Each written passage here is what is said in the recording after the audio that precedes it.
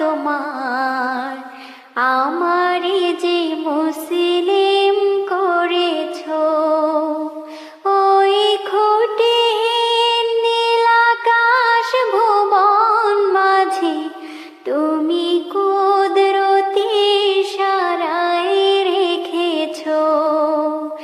এই শ্যামল পৃথিবীর চিত্রখানি তুমি নিপুণ তোমার হাতে এঁকেছো। ওগো আল্লাহ শুকর তোমার আমারে যে মুসলিম করেছো।